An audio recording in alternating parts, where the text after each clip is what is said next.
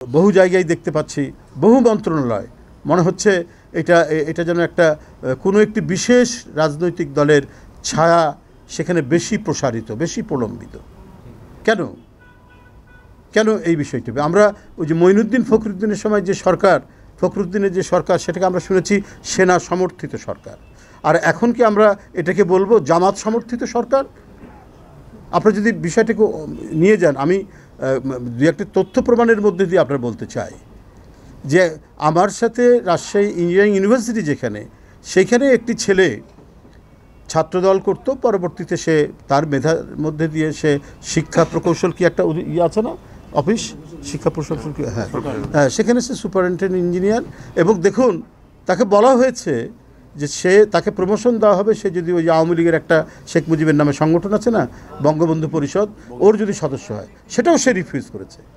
এখন সে মেধা তালিকায় 1 নম্বরে এবং সিরিয়ালে 1 নম্বরে। তাকে বাদ দিয়ে বিশেষ একটি রাজনৈতিক দলের 5 নম্বর থেকে নিয়ে এসে বসানো হয়েছে।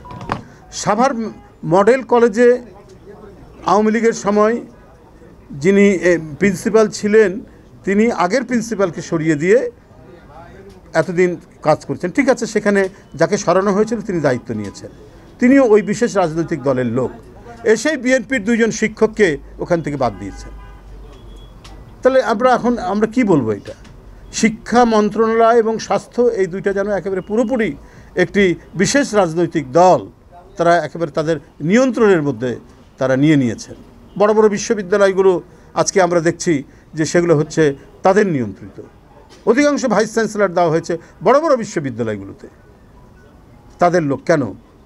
একটা তো হচ্ছে যে একটা ইনস্টিটিউশনে মানুষের চেতনা থাকলেও সেটা প্রকাশ করবে কেন?